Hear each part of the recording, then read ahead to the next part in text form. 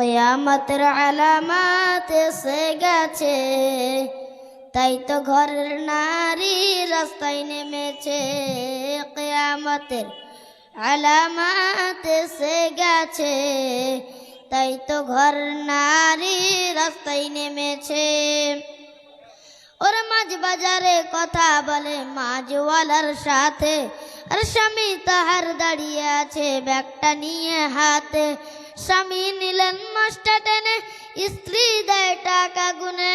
স্বামী নিলেন মাছটা টেনে, স্ত্রী দেয় টাকা গুনে। স্বামী স্ত্রীর যেন সেবক হয়েছে।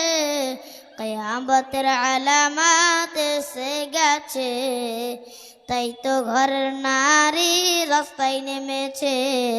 কিয়ামতের আলামাত এসে গেছে, তাই তো ঘরের নারী রাস্তায়। মসজিদে তারাবির নামাজ চলাকালে ডিস্টার্ব করায় একজন ছেলেকে ধমক দেওয়ার কারণে ইমামকে চড় মারা হলো। এই ভিডিওটা আমরা ফেসবুকে দেখেছি, ভাইরাল হয়েছে। আসলে যে কথাটা লেখা হয়েছে এই লেখাটা আসলে সঠিক না। আপনি যদি সঠিক কাহিনীটি জানেন তাহলে এই ছেলে তো একটি থাপ্পড় দিয়েছে, আপনি 10টি থাপ্পড় দেবেন ইনশাআল্লাহ। আমি পুরো বিষয়টা তদন্ত করে দেখেছি এবং ওই কর্তৃপক্ষের সাথে আমি নিজে কথা বলছি, যাদের সঙ্গে এই ঘটনাটা সংঘটিত হয়েছে। আমরা অনেক সময় বাংলাদেশে কিছু একটা পেলে একেবারে হাইপ তুলে ফেলি। আমি নিজেও গতকালকে এই বিষয়টা যাচাই বাছাই করার আগ পর্যন্ত আমি মনে করেছিলাম যে ছেলেটা অন্যায় করেছে। কেন একজন আলেমের গায়ে, দাড়িওয়ালা টুপিওয়ালা একজন মানুষের গায়ে কেন হাত তুলবে?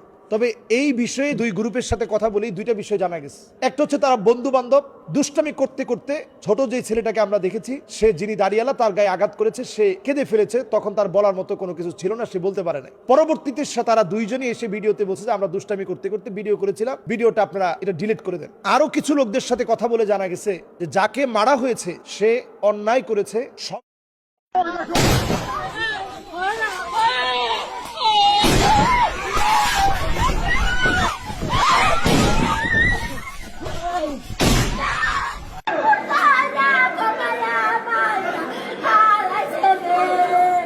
খালি আমরা তিনটা জাল আছি আর আমার শাশুড়ি আছে, এছাড়া আমাকে পৃথিবীতে আর কেউ নাই। মসজিদের মধ্যে ঢুকা তেল বাইরে কমাই মাইরা লাগছে, কোনো দুই ভাই কোনো চেহারা নাই কে। এই জনের আগে হাতে পারো আকমক সব পেঁচা লাগছে। চেয়ারম্যান বাড়ির লোকের হয়েছে এই জন্য, এই যখন এই যে নতুন চেয়ারম্যান যে জয়নাল মুন্সি বাড়ির সবাই একটা ব্যবসার লিগে একটা ইয়া ছিল, যে যাদের ব্যবসা ছিল হের লিগা এই দলাদলি কইরা দুইজন মসজিদের মধ্যে হালাইন না। হারা তিনটা ভাই এই কোনো বই নাই, হারা তেল পাইছে।